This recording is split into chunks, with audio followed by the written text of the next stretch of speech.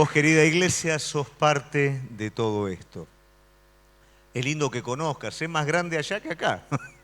Y Dios nos ha permitido eso de una manera realmente sobrenatural, siendo fiel en cada una de las promesas que Él nos dio. Y tal vez de esta manera yo quería introducir un poco lo que hoy vamos a hablar acerca de promesas grandes que Dios da a cada uno de sus hijos.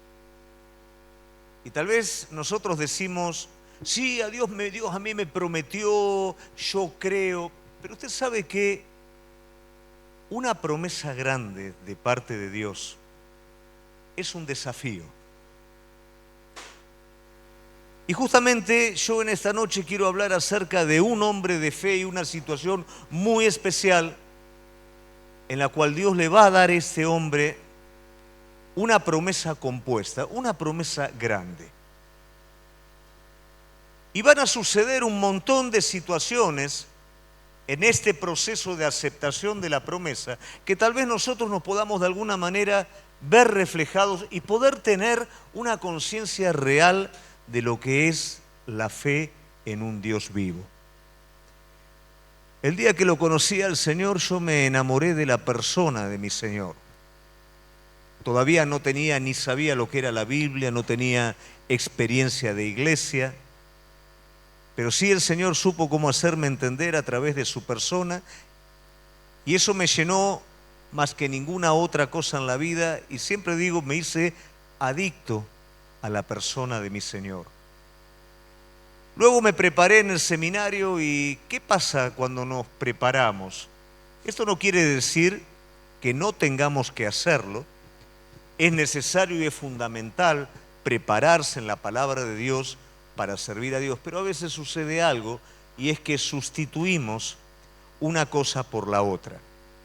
Sustituimos la presencia del Dios vivo por la forma de las cosas y perdemos este sentir que es el que verdaderamente nos da razón para hacer lo que hacemos.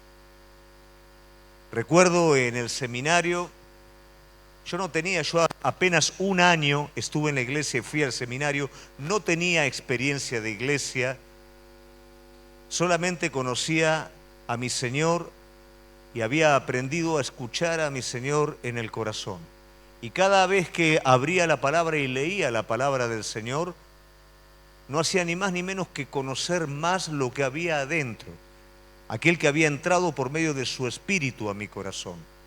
Y este proceso fue bueno. Recordábamos el otro día con Gaby en la iglesia, yo no sabía por qué, pero me caía. Yo pasaba al frente y el Espíritu Santo me tocaba y no se caía nadie. No era una iglesia en la que se caía la gente y todo, pero yo me caía y quedaba temblando en el piso. Y algunos pensaban que yo me estaba mandando la parte, pero yo ni sabía lo que me estaba pasando. Pero era la presencia de mi Señor tocando nuestras vidas. Y recuerdo que en el seminario una vez, habría sido una semana después de empezar, es muy estricto.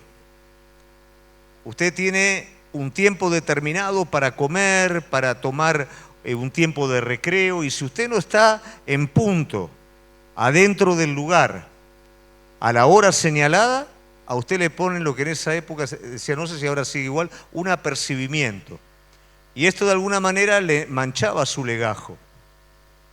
Y recuerdo que en una de esas escapaditas que uno podía hacerse de 10 minutos, voy caminando, voy a orar un ratito y veo una gotita de sangre en la vereda. Y siento algo en mi corazón, pero bueno, mi pensamiento es, ya se me está volando un poco la cabeza, ¿no? Vamos, me voy de nuevo para el seminario, pero algo era más fuerte que me decía, seguí la gotita. Y yo no soy una persona mística, pero seguí un poquito la gotita, y la gotita seguía y seguía y seguía. En la cabeza se me cruzaban un montón de cosas. Es un perro que lo atropelló a alguien que se lastimó, me estoy volviendo loco, tengo que volver porque si no me van a estar anotando. Entonces ya, y cada vez que me quería pegar la vuelta, había algo fuerte adentro que me decía, seguí la gotita. Y la seguí una cuadra la gotita. Y la gotita cruzaba la calle. Y la seguí otra cuadra más. A todo esto ya mi cabeza estaba, no, ya estoy delirándome, estoy haciendo cualquier cosa, ¿no? Más vale me vuelvo. Y ya sentía el timbre. Pero era tan fuerte eso que la acompañé esa gotita otra cuadra más y se terminó la gotita. Digo, no, definitivamente me estoy volviendo loco. Entonces hay algo que no funciona acá. Y me voy a ir para el seminario y esa gotita doblaba. Y levanto los ojos y había un joven, drogadicto, que estaba golpeando una vidriera que la había roto, todo con su brazo sangrando. Pudimos hablar de Cristo y al otro día él me vino a visitar al seminario. Lamentablemente me pusieron el apercibimiento. Yo les conté la historia y todo, pero me dijeron, todo muy lindo, pero reglas son reglas, ¿no? Me pusieron el apercibimiento. Pero eso grabó mi vida, haciéndome volver a entender quién es el Dios en el que creo. A veces perdés de vista a este Dios vivo, que es el que te salvó, que es el que te dio la experiencia del primer amor, que es el que en algún momento llenó tu vida de una manera tal que no era algo que venía de adentro tuyo, sino que vos entendías que la presencia de Él estaba, y eso es lo que enamora al Hijo de Dios. No solamente el entender la palabra, sino el saber que en este mundo camina con un Dios vivo. A veces me dicen, che, ¿cuánta carga vos tenés con la gente de África? Y yo le digo, sí, es cierto, tengo carga, pero lo que más me fascina cuando voy a ese continente es verlo a Él obrar. Es ver las cosas sobrenaturales que Él hace, en donde el hombre cada vez que llega a un límite, cada vez que nos miramos con mi esposa y decimos, esto no se puede, hay una puerta que se abre y te das cuenta que no solamente se puede, sino que es una puerta en donde el panorama nuevo es mayor que el anterior. Y ese es el Dios vivo. Por eso el Espíritu Santo tanto trabaja en nuestras vidas para atraernos a Él, porque Él quiere llevarnos por ese lugar. A veces nosotros desde donde estamos queremos entrar en ese lugar y no funciona de esa manera. Él anhela que lo anhelemos. Y cuando anhelamos al Dios vivo, lo buscamos. Y cuando lo buscamos, lo encontramos. Y cuando lo encontramos, no podemos hacer otra cosa que no sea seguirlo. Y yo en esta noche quiero desafiarte a esto. Y quiero hacerlo a partir de la vida de un hombre de fe, que es Abraham. Hay algo que realmente me duele en el corazón y es en este tiempo presente cómo la fe viva en Cristo se va congelando. Cómo el hombre va dejando esa participación de niño con un Cristo vivo y comienza a sustituirlo por otras cosas. Sustituye la comunión con Dios, ese tiempo en el que el Señor habla la vida de la persona, en donde tendrías todas las respuestas que tal vez hoy estás buscando y las estás buscando afuera. En ese tiempo de comunión, el Señor quiere hablar a la vida de cada uno de nosotros, pero lo sustituimos por actividad, porque nos es más fácil hacer cosas que disponer tiempo con Él. Nos es más fácil servir en lo que nos gratifica que escucharlo. Nos es más fácil trazar nuestros propios caminos que obedecer esa dirección que obtenemos en la comunión. Y de esa manera se va apagando ese sentir de la presencia de Dios. Lo vamos apagando nosotros. Muchas personas consideran que la fe auténtica es cosa de débiles y la denigran de esa manera. Para que la fe sea auténtica, nunca va a ser un facilismo. La fe verdadera nunca va a ser algo de débiles. Abraham tuvo que creer de fe en fe. Tuvo que dejar absolutamente todo lo que tenía y lanzarse a la incertidumbre. Tuvo que creer que Dios le iba a dar un hijo en su vejez pese a la esterilidad de Sara. Tuvo que esperar años y años y años hasta que ese hijo vino. Y el día que ese hijo vino, él se lo tuvo que devolver al Señor. Si vos me decís que eso es ser débil, yo estoy creyendo cualquier otra cosa. La fe verdadera no es para débiles. Todo lo contrario. Encerrarnos en un lugar de no confianza sí es de débiles. Hacer cosas sin la dirección del Espíritu Santo, sin el cuidado de Dios sobre nuestra vida, eso sí es hacer cosas de personas débiles. Pero seguir a Dios en el camino que nos trazó, ese es un camino para valientes, ese es un camino para esforzados, y ese es el camino al cual el Señor nos lleva a caminar. Sustituir las cosas es un mal de este presente. Sustituir lo esencial por lo fácil. Cada vez vamos haciendo de la iglesia algo más cómodo. Vamos haciendo algo más práctico. Vamos haciendo algo que cada vez pide menos de nosotros. Y no nos damos cuenta que la iglesia es el cuerpo de Cristo y es el lugar en donde todos juntos, unidos, nos encontramos con el Dios vivo. Somos edificados a través de Cristo en la vida de otras personas. Damos de Cristo a otras personas que lo están necesitando. Eso es lo esencial y eso lo llevamos a cabo por medio de la fe, pero actividades frenéticas, programas y otro montón de cosas sin la presencia de Dios no va a llevar a nadie a crecer, sino a gastarnos espiritualmente. Entonces yo quiero, a partir de lo que hoy nosotros vamos a estar compartiendo, que la fe de cada uno de nosotros sea desafiado, como fue desafiada la fe de Abraham a una gran promesa que el Señor le dio. Vamos a ir para esto a Génesis capítulo 15, versículo 1 en adelante.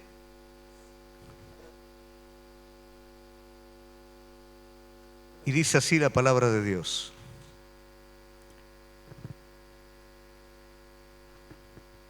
Después de estas cosas vino la palabra de Jehová a Abraham en visión diciendo: no temas, Abraham, yo soy tu escudo y tu galardón será sobre manera grande.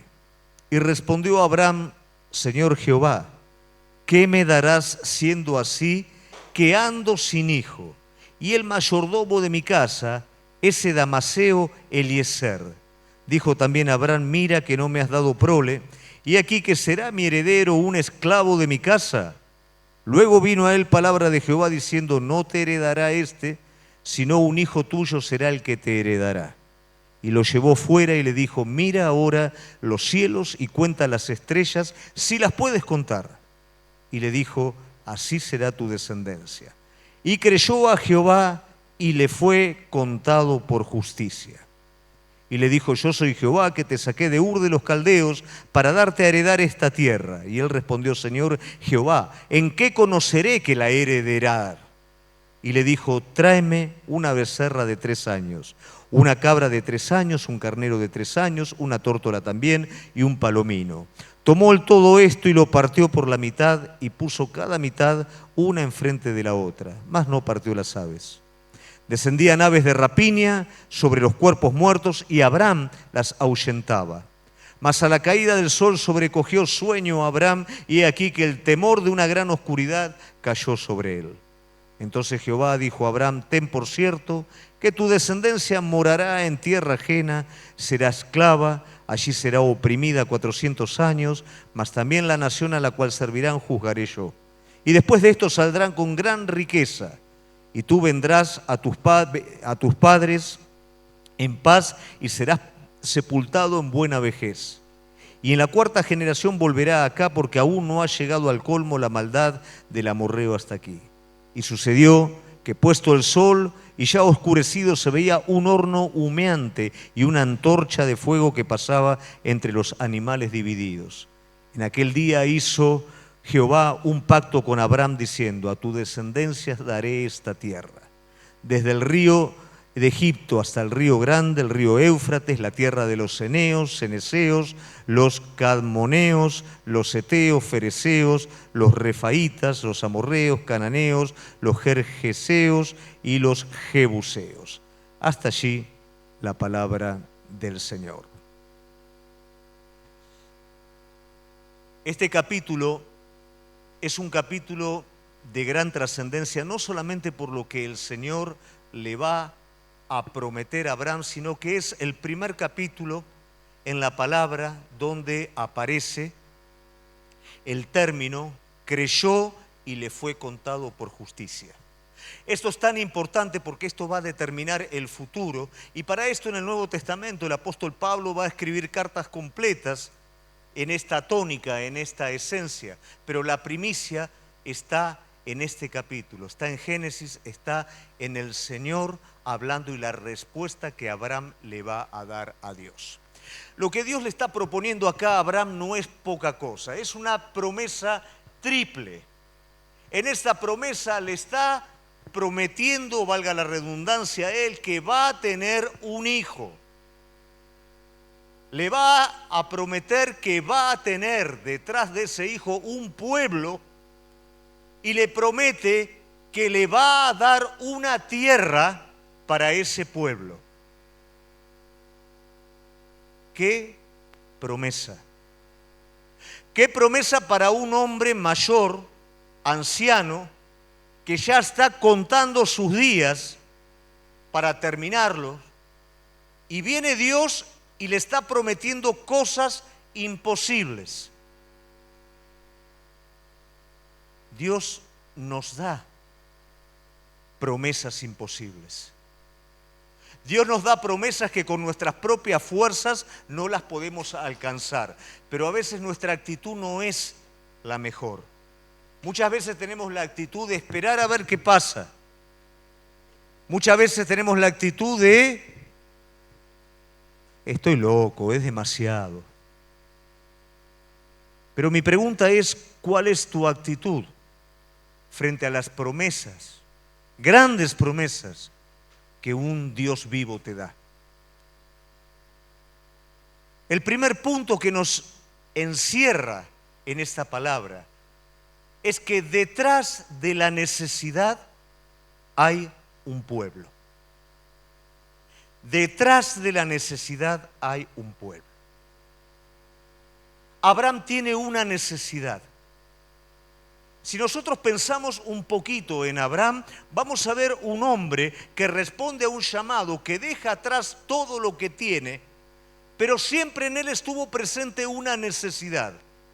Tal vez si pensáramos un poco de manera incisiva, esa necesidad facilitó de alguna manera que él respondiera a Dios. La necesidad de un hijo. ¿De qué me vale tener todo lo que tengo? ¿De qué me vale prosperar en este pueblo si finalmente, ¿quién se va a llevar todo lo que tengo? La necesidad del hijo fue puntual en todo tiempo y en todo momento en la vida de Abraham. Como la necesidad que te trajo a este lugar el primer día u hoy es una necesidad puntual. Siempre llegamos a Dios por una necesidad. Siempre llegamos a Él por algo que nos embarga de una manera tan grande que si Dios no soluciona esto, yo ya no sé cómo seguir en la vida. Pero la realidad es que esa necesidad con la cual llegamos al Señor no es ni más ni menos que un escalón que nos va a mostrar nuestra necesidad más grande. Y es la necesidad de Dios. Llego con mi necesidad, pero cuando lo conozco a Él, adentro mío se despierta un hambre, adentro mío se despierta una expectativa, adentro mío se despierta lo que toda la vida busqué, que no era esa necesidad que me trajo a la iglesia. Lo encuentro a Él. Me doy cuenta que Él está, que Él es un Dios vivo, que Él me está buscando. ¿Y qué es lo que hace toda alma fiel? Ajusta su vida a esa necesidad.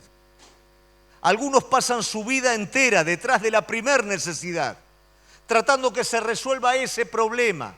Capaz que es el problema económico, capaz que es un problema familiar, capaz, no sé, pero toda una vida completa buscando la solución. Y como en esta iglesia no la encuentro, voy a buscarlo a la otra iglesia y lo voy a buscar a la otra iglesia, no dándome cuenta que eso no es algo definitivo. El hijo que necesitaba Abraham no era algo definitivo para sentirse realizado como padre y para que tuviera una herencia natural. Ese hijo lo iba a llevar a conocer a Dios cara a cara y a convertirse en amigo de Dios. Esa necesidad primaria lo iba a llevar a su real necesidad. La real necesidad de toda persona es Dios, el Dios vivo. Y en su misericordia esas necesidades que tenemos, que nos dice ya no podemos más, vamos a la iglesia a ver qué pasa, no es ni más ni menos que misericordia de Dios para atraernos a Él. Perdemos años, perdemos vidas enteras tratando de resolver esa pequeña necesidad, cuando el Señor nos está mostrando algo diferente. Ajustá la necesidad verdadera, ajustá tu vida a mí. Y nos vamos a dar cuenta que ahí es donde somos satisfechos. Y también nos vamos a dar cuenta que tal vez la necesidad que nos hizo venir o bien desaparece o tal vez continúa, pero no con la misma fuerza. Porque ahora mi necesidad real ha sido satisfecha por Dios. Y cuando la persona es satisfecha en su necesidad por Dios, ¿qué es lo que busca? Busca la perfecta voluntad de Dios. Porque ya no hay satisfacción plena en otras cosas. Hacemos un montón de cosas, las disfrutamos, pero toda persona que fue satisfecha por Dios no puede quedarse con otra cosa que no sea la perfecta voluntad de Dios para su vida. Y esto de alguna manera es el caso de Abraham. Abraham está totalmente desconforme. El Señor le está diciendo: Abraham, tu galardón va a ser grande, de sobremanera grande. Pero inmediatamente va a venir su necesidad secundaria y va a decir: pero no tengo hijo. Cuidado, cuando estamos en pleno crecimiento, en pleno desarrollo de la fe, porque la fe, hermano, es algo evolutivo. No es que usted tiene una gran fe de entrada. Usted tiene la fe de entrada necesaria para comenzar a seguirlo a Él, y esa fe, en la medida que las circunstancias van viniendo a su vida, va a ir creciendo. En la medida que los desafíos empiezan en su vida, usted va a ir creciendo, esa fe se va a ir ensanchando, y pasado el tiempo se va a dar cuenta que usted es capaz de hacer cosas que antes ni se imaginaría. África comenzó con algo muy pequeño y hoy es algo muy grande. La realidad es que el Señor nos fue llevando. Cuando llegamos a este lugar, todo era muy pequeño y se fue haciendo grande. Pero Él fue desarrollando en la vida de cada uno esta confianza. La fe no es algo de una vez para siempre, es algo que crece y es algo que da fruto, como creció en la vida de Abraham. Abraham comenzó con una necesidad, pero ahora va a recibir una promesa. A él no lo conforma lo que el Señor le está diciendo: tu galardón va a ser grande. Sí, pero ¿y mi hijo? Y ahí el Señor le va a dar una promesa. Y este es el segundo aspecto que quiero que nosotros podamos considerar. Detrás de tu acuerdo con Dios hay un pueblo. La necesidad no es para ser satisfecha y seguir como estoy. Detrás hay un pueblo. No era solamente un hijo para este hombre. Detrás de este hijo había un pueblo. Y detrás tuyo hay un pueblo. Hay un pueblo que empieza con tu familia. Hay un pueblo que sigue con tus vecinos. Hay un pueblo de gente que está alrededor tuyo con expectativas viendo tu vida. Tu evolución está afectando a las personas sin que vos te des cuenta. Abraham fue padre no solamente del pueblo judío, sino de cada uno de nosotros que hemos creído. Su descendencia continúa, su descendencia sigue. Nunca se imaginó eso. Hoy vivimos tan encerrados, iglesia, en nosotros mismos, que no nos damos cuenta que detrás nuestro hay un pueblo. Nos encerramos tanto en nuestra necesidad primaria que no nos damos cuenta que es un medio que Dios está utilizando para hacernos de bendición a otros. Dios está ensanchando nuestro espíritu para tener que dar a otros que van a caminar por el mismo lugar que caminamos nosotros. No es una necesidad, no es un mercado en donde uno viene con una necesidad, es satisfecha y me voy a mi casa a seguir como estaba. No funciona de esa manera. Cuando Dios se convierte en nuestra necesidad y su perfecta voluntad, nos vamos a dar cuenta que detrás hay un pueblo. Cuando yo por primera vez me hablaron del Señor, yo no quería saber absolutamente nada y fue un vecino mío que me habló y yo tenía necesidades, pero mi necesidad mayor era un adolescente. Si yo empiezo a ir a la iglesia me voy a perder de un montón de cosas. Y ese era mi necesidad, por así decirlo. Y él me hablaba con mucho amor y mucha paciencia. Y a mí me gustaba lo que él decía, pero no estaba dispuesto a todo lo demás. Y pasado el tiempo, mi necesidad creció. Y el Señor me alcanzó. Y pasaron los años. Y Dios me dio la oportunidad de pastorear una pequeña iglesia en Mar del Plata. Y luego me dio la oportunidad de poder empezar una iglesia en este lugar, plantar una iglesia en este lugar. Y luego dio la oportunidad de poder viajar a África y poder estar teniendo allí ese centro de capacitación. Y volví de nuevo en algún momento para encontrarme con este hombre. Este hombre lamentablemente había fallecido en la pandemia, pero estaba la esposa. Y la esposa vio el fruto de un niño que tenía una lucha por entrar al reino por sus propias necesidades y que hoy detrás de ese niño había un pueblo. Es lo mismo con la vida de cada uno de nosotros. Vos vas a partir a la presencia de Dios y en esta tierra va a quedar un pueblo que conoció al Señor por medio tuyo. Pero si esa necesidad te lleva a vos a vivir para vos mismo, vas a quedar como hablamos el día jueves, como aquel que no multiplicó su talento, como aquel que lo enterró. Y muchos van a perder, no solamente vos, muchos van a perder. Como viva mi vida de fe, tiene que ver cómo va a ser el fruto. Tiene que ver con ese pueblo que está esperando que tu necesidad no sea esa cosita pequeña, sino que Dios mismo venga a ser tu necesidad. En una segunda instancia, Él va a tomar una decisión con respecto a la promesa. Y esto nos lleva también a considerar que nuestra respuesta a la promesa de Dios va a estar relacionada con un pueblo que hay detrás de ello. Entonces el Señor le plantea esta triple promesa y Abraham se encuentra en este desafío. Y el Señor le dice, yo te voy a confirmar. Y voy a confirmar a través de un acuerdo contigo. No digo la palabra pacto porque no me gusta hoy para las cosas que se está usando pacto. Se usa la palabra pacto para pretender muchas veces empujar a Dios a hacer lo que yo quiero. Y la realidad es que el pacto no lo establezco yo, lo establece Dios.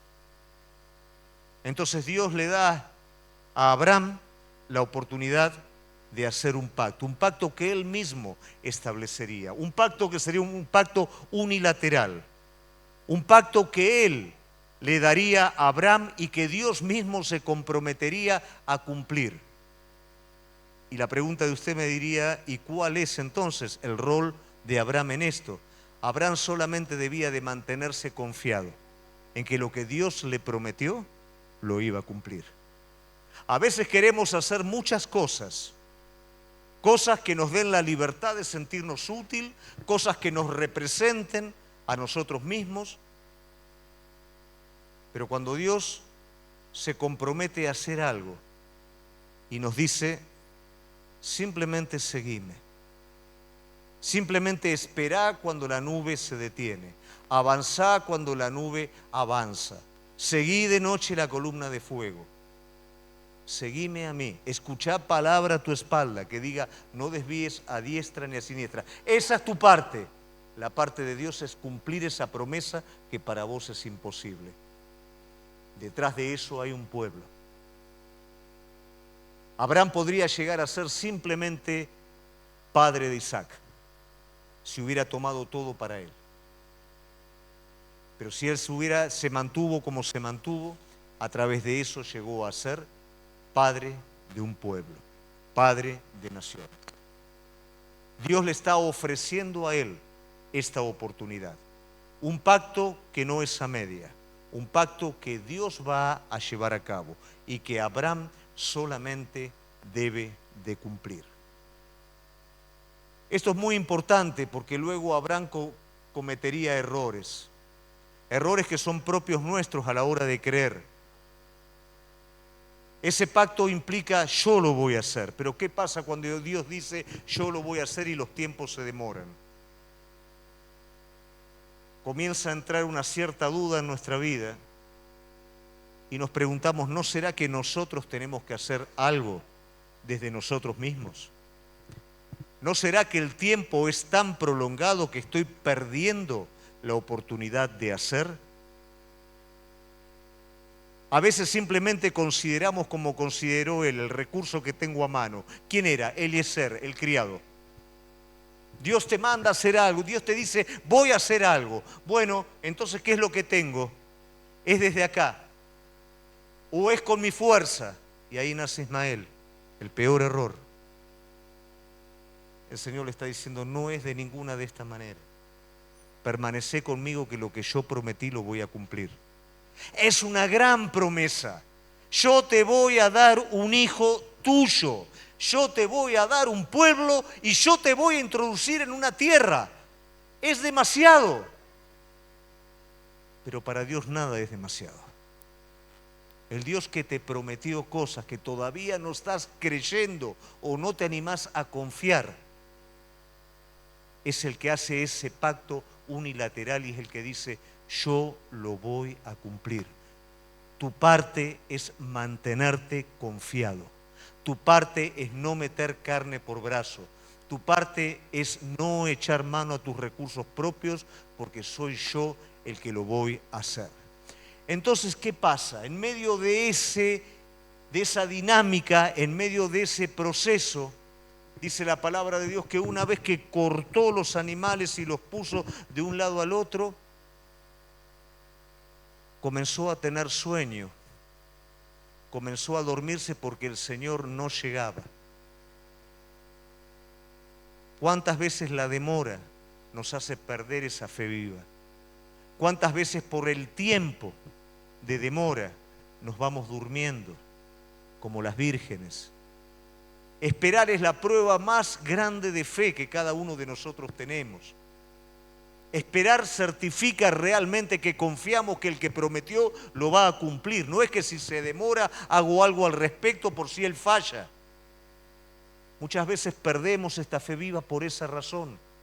Nos adelantamos a Dios por incredulidad. Abraham se dormía. ¿Y qué pasa cuando te dormís esperando que Dios haga lo que prometió hacer? Dice que venían las aves de rapiña a comer el sacrificio. Entonces, ¿qué tenía que hacer Abraham? Tenía que espantar esas aves de rapiña. ¿Qué pasa en nuestra vida cuando el tiempo se demora? Es el terreno fértil para que el enemigo venga y siembre todo tipo de dudas y saña en nuestra vida. Todo tipo de incredulidad. Se te está pasando el tiempo, todo esto es mentira, te equivocaste, pum, pum, pum. Eso representa esas aves de rapiña. Y una tercera un tercer aspecto, que Abraham está totalmente absorbido por un temor nocturno. Ese temor nocturno no es ni más ni menos que una opresión interior propia de la incertidumbre de todo lo que va a venir por delante. Creer también es tener conciencia de que el camino de fe no es un camino fácil. Muchas veces escuchamos las grandes promesas que Dios tiene para con nuestra vida, pero a la primera dificultad renunciamos.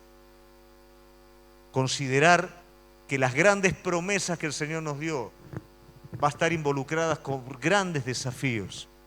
Es una manera de ser coherente en la fe. Es una manera de abrazar las cosas de manera consciente, evaluando el costo que esto implica.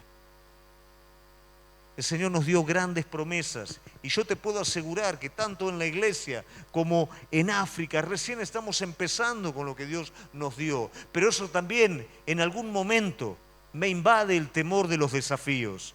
Cada vez que pisamos ese suelo nos invade el temor de los desafíos. ¿Por qué? Porque son mayores de lo que nosotros podemos llevar.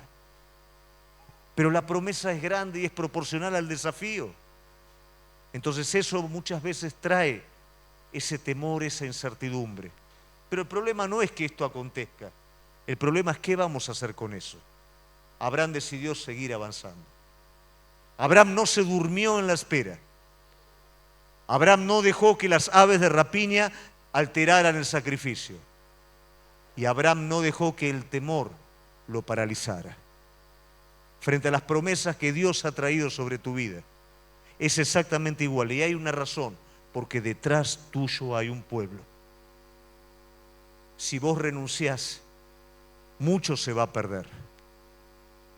Muchos hombres de Dios, en los momentos de mayor opresión, renunciaron. Renunciaron tal vez temporalmente. Decidieron, no tiene sentido seguir dependiendo de Él, establezcámonos. El Señor le dice a Jacob, ve a Betel. Y Jacob se va a Siquem, porque considera que Siquem es el mejor lugar para él y para su familia. ¿Y qué pasa en Siquem?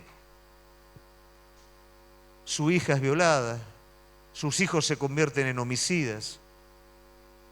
Él como persona ahora es descreído por sus hijos. En vez de mejorar, empeoró todo. ¿Y cuál era la razón? Decidió establecerse en un lugar que no era el lugar al que el Señor lo estaba guiando. Con David exactamente lo mismo. Y con muchos hombres de Dios fue exactamente lo mismo. En medio de esa situación en la que ellos tenían que depender, decidieron establecerse. Y en ese establecimiento perdieron esta fe viva de la que estamos hablando. Y esto siempre afectó al pueblo.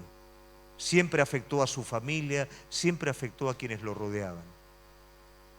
Hoy es tiempo que hagas un acuerdo con la promesa que Dios te dio, porque detrás tuyo hay un pueblo y tu fe en esa promesa y tu perseverancia en esa promesa no solo va a bendecir a tu familia, va a bendecir a todos aquellos que te rodean. Amén.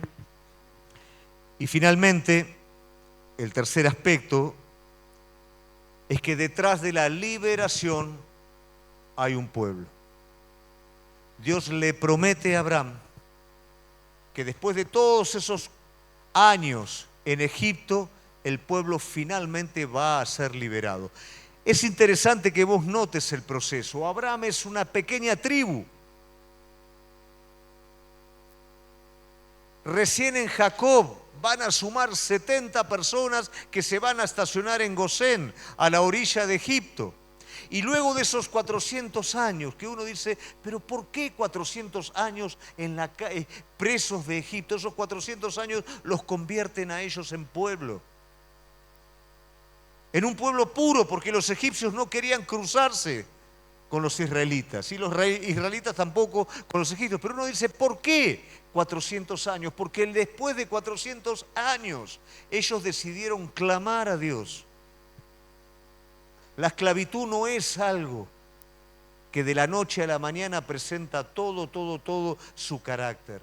Es un proceso de pérdida continua, de pérdida continua. de pérdida de identidad, de pérdida de libertad, de pérdida de gozo, de pérdida de alegrías. Es un proceso que va en aumento hasta que te diste cuenta que perdiste todo. Este pueblo había sido preservado por Dios en Gosén. Mientras había hambre en la tierra, el pueblo lo tenía absolutamente todo. Pero lentamente muere el faraón que conocía a José. Viene un faraón nuevo que ve al pueblo como una amenaza y de a poco comienza a esclavizarlo, a esclavizarlo, a esclavizarlo, hasta que se dan cuenta que habían perdido absolutamente todo. Pero el Señor le está diciendo, ellos van a ser liberados, porque yo te prometí que de tu hijo yo iba a ser un pueblo grande y que ese pueblo grande yo le iba a entregar una tierra. Y yo no soy hombre para mentir, pero los procesos de Dios son distintos de lo que nosotros pensamos. Recibimos palabra de crecimiento, pero crecer implica muchas cosas. Implica la más importante de todas, que es la que menos nos gusta a nosotros, y es negarnos a nosotros mismos. Implica confiar en una palabra y soltarnos muchas veces en lo que Dios nos está diciendo, y eso también es negarnos a nosotros mismos. No es algo que se va a dar de manera armónica e inalterable, de manera facilista. Hay un proceso, porque en ese proceso cada uno de nosotros somos formados en carácter.